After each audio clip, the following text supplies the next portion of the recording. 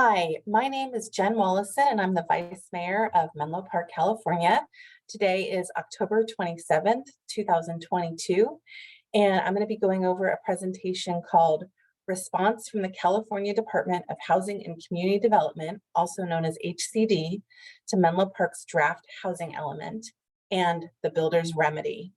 And before I begin, I want to let you know that the viewpoints you're about to hear are mine and mine alone and do not represent those of the Menlo Park City Council.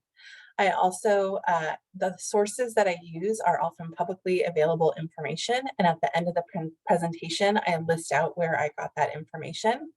If there are any errors in this video, they are inadvertent, and please do let me know.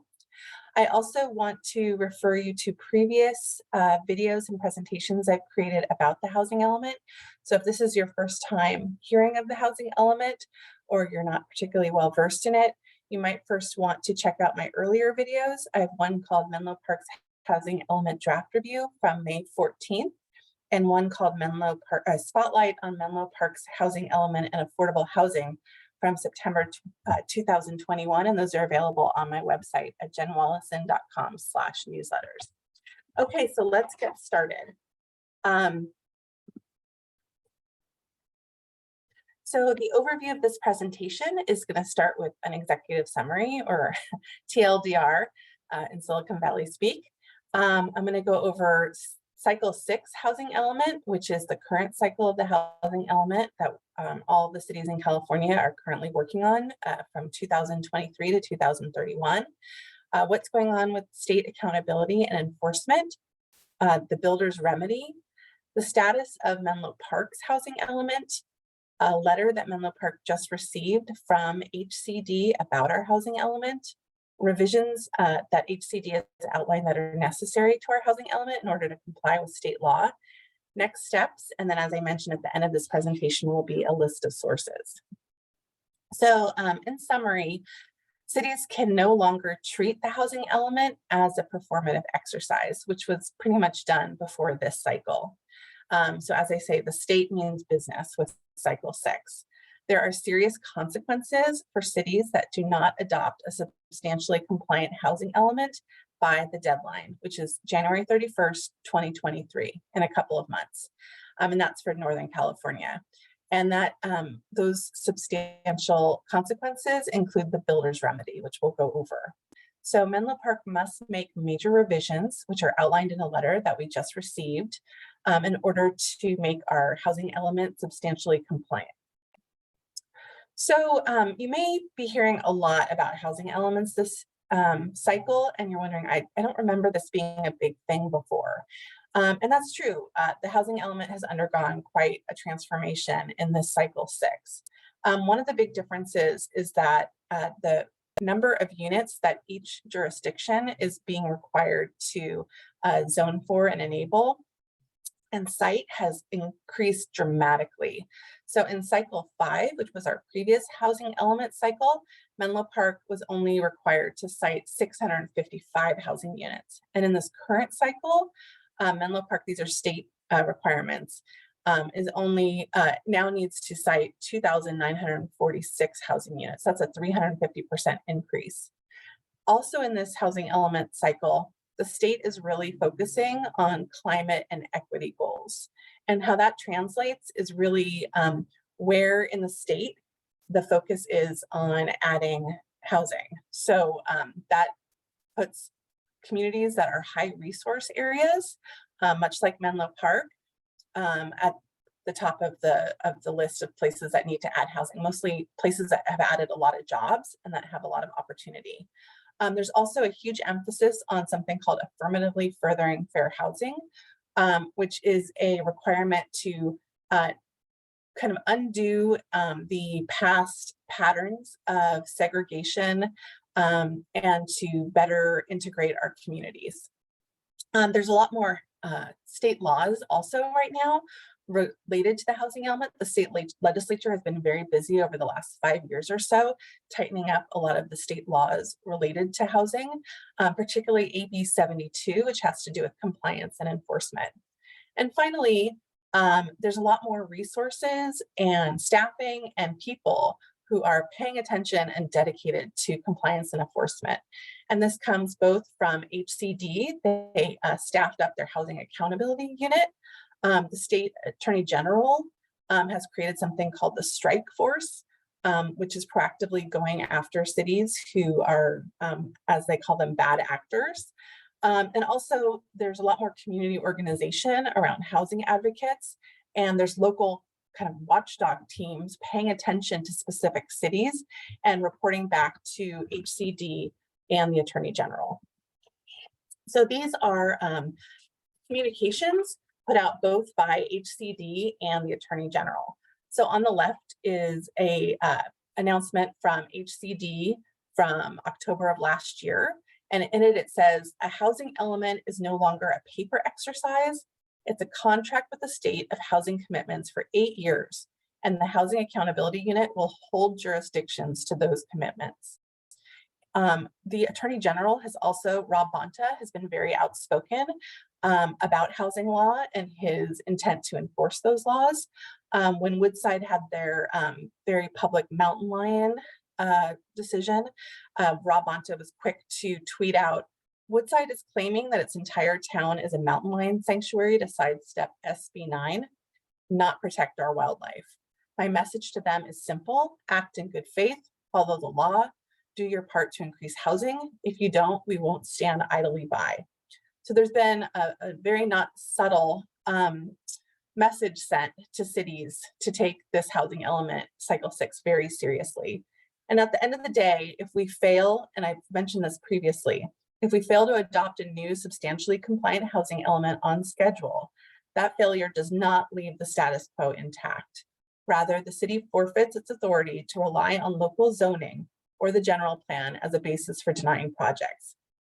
And some of the penalties that I've outlined previously are fines, fees, and funding disqualification, a potential suspending of local land use power and court approval of housing development, even a moratorium on all permits, so the city would lose its ability to issue permits, and that includes like kitchen remodels and whatnot.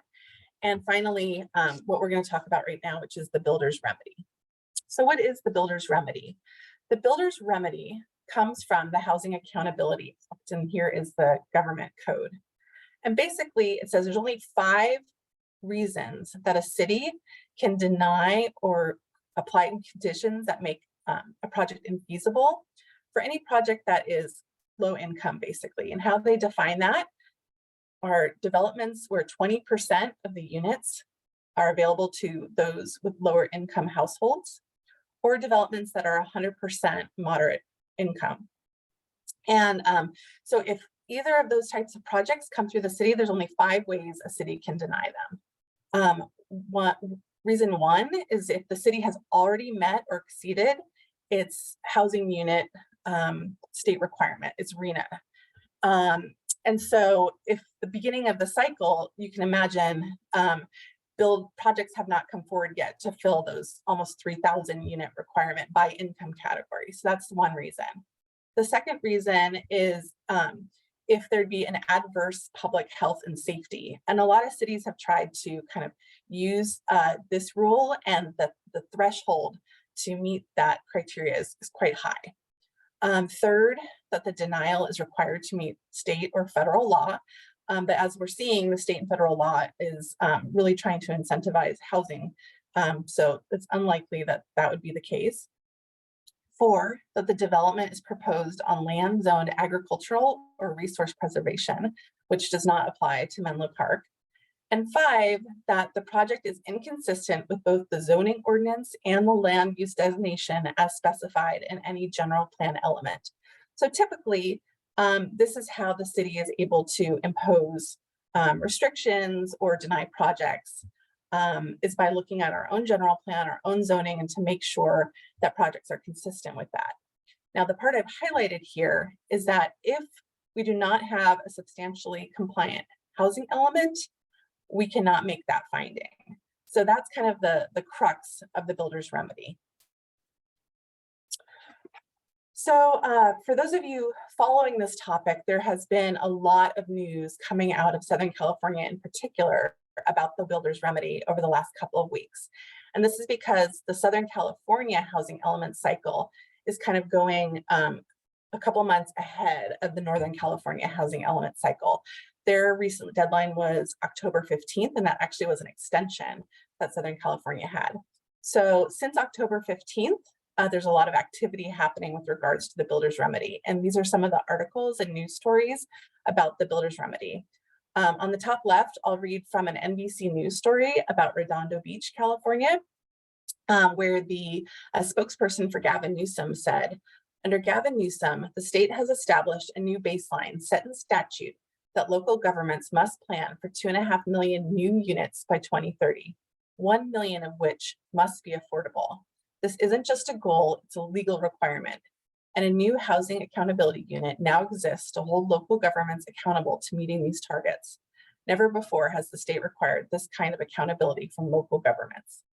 So Redondo Beach has received a builder's remedy project for 2,300 housing units on a multi-use site. The one that's really getting a lot of attention is Santa Monica, and I'm going to read from the Slate article about Santa Monica. Santa Monica has permitted only 4,500 units of housing in the past 2 decades, 20 years. This year, developers have applied to build another 4,000 apartments in the city of 91,000, including more than 800 set aside for low-income residents. How did the city get 2 decades worth of housing proposed in 8 months? Last week, the Santa Monica planning manager revealed that the city had accidentally abolished its own zoning code for most of the 2022 calendar year. Oops, developers noticed. To take advantage of the oversight, they submitted plans for 16 new projects, including one 15-story, 2,000 unit block for a low-slung commercial area around the light rail expo line. It goes on to say that this is not theoretical, planning manager Jing Yao told the Santa Monica City Council recently. This is very real and it's happening. These are projects that, as long as they include 20% on-site affordable or 100% moderate income, we must approve those projects. The consequences are already in effect. So here I have a warning. Menlo Park cannot deny or apply conditions that make infeasible a housing development project for very low, or moderate income households, as we covered, that's 20% low or 100% moderate, if it does not have a substantially compliant housing element by the due date. So what does this mean for Menlo Park? Well, to review where we are in our housing element project, on July 22nd, Menlo Park submitted a draft housing element to HCD, and then the state had 90 days to review that draft housing element. Last Friday, on October 21st, HCD responded with comments to Menlo Park's draft housing element, and in its note said, revisions will be necessary to comply with state housing law. So now Menlo Park needs to revise its housing element, and the deadline for Menlo Park to have a substantially compliant housing element is January 31st, 2023, where the builder's remedy will kick in on February 1st, 2023. We weren't rejected, we received the feedback, but we do have to make substantial revisions. And you might be asking, well, what about all the other cities in San Mateo County and on the peninsula? Do they have to make these revisions? What's going on with their timeline? And the answer is yes. If the other cities, some of the other cities have already received letters, like Foster City, Redwood City, San Mateo. Some are way behind us and haven't even gotten their housing elements submitted yet, let alone gotten the revisions necessary. Of all the cities who have submitted their housing elements and received feedback, only one housing element was accepted right away without revisions necessary, and that was Alameda. So it'll be interesting to see what happens after February 1st in the area of the builder's remedy. So HCD has a spreadsheet where they track the status of every city in California's housing element. And you can see by going to that website, which is linked in my source notes, where each of the cities are. There is a big lag sometimes in how quickly they post that information, but it is enlightening. So then the question is, well, if we have to make substantial revisions to our housing element, what are those revisions that we need to make? And the letter that we received from HCD is 13 pages long, and it outlines 4 categories of revisions: housing needs, resources and constraints, housing programs, quantified objectives, and public participation. And that does sound quite technical, but in looking at it and kind of trying to distill what it's really getting at, basically we need to provide more data and analysis on certain topics. We need to potentially look at our sites to see if they're actually feasible and good sites, and make changes to some of the zoning and programs to make those sites better, or potentially to remove some of those sites. And also regarding our policies and programs, we need to put some tighter milestones and timelines on those. And I'm going to walk you through a couple of these things now. So I highly encourage those of you interested in this topic to read the letter from HCD about our housing element revisions required. You can find it at beta.menlopark.org/HE, and then scroll to where it says related documents, click on that, and you'll see the letter there. But these are some of my high level pieces of feedback that I'm pointing out for you. The first area is about affirmatively furthering fair housing. And HCD would like to understand better how our housing programs and goals and actions actually make things better with regards to integration and segregation. It also calls out some of our need to further explain our racial and ethnic areas of concentration of affluence and disparities in access to opportunity. We also need to do better on our methodology for calculating realistic capacity. Reading from the letter here, for example, the element could list and evaluate all recent development in the city by acreage, zone, allowable density, allowable uses, built densities, and affordability. So it's looking for quite a lot of information, and then to use that information to better predict how likely different sites are going to develop. It really talks about the non-vacant sites. So sites in Menlo Park that are on our opportunity list that already have uses, and how those existing uses may impede this development of residential units. It calls out specifically, for example, the element includes sites identified as religious institutions, a post office, parking lots, a supermarket, and office buildings. The element should describe how residential development is likely to occur on sites, including an office building built in 2013, as well as a supermarket and an operating post office. And then it says, absent these findings, existing uses will be presumed to impede additional residential development and will not be utilized towards demonstrating adequate sites to accommodate the regional housing needs allocation. It also talks about our city-owned sites and what our plans are for those sites, needing more information. Another area that the letter covers are constraints that our city has, either governmentally or non-governmentally, to redevelopment. It specifically calls out the voter initiative that is going to be on the ballot in a couple of weeks. It calls out our parking requirements. It asks for more information about our fees as a proportion to development costs for developers. It asks for us to describe and analyze the city's permit processing and approval procedures.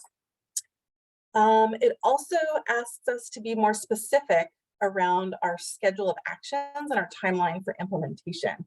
Specifically, it wants a description of the city's specific role in implementation of the programs that we're outlining, definitive implementation timelines, objectives quantified where appropriate, and identification of responsible agencies and officials. Furthermore, it talks about potentially what we're going to do if we end up having a shortfall of sites, if we're not able to hit the number of sites we're going to have. The element does not include a complete site analysis, therefore the adequacy of sites and zoning were not established. And then it goes on to say, as I've written here, that we may need to add or revise programs to address the shortfall.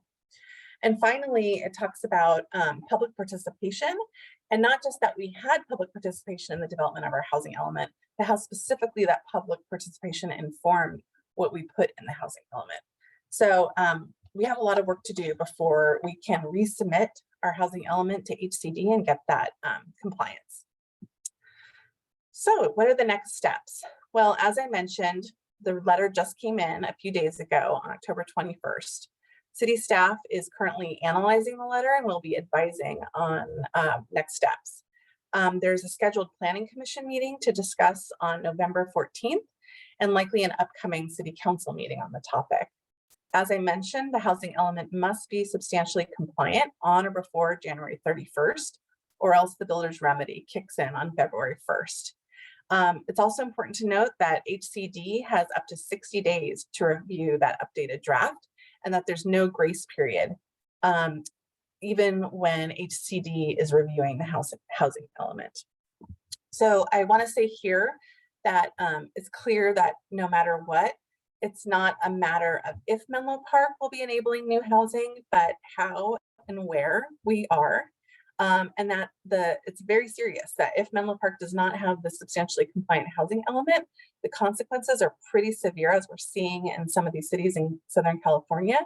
And Menlo Park will be very at high risk for losing much of its local zoning control until we are compliant.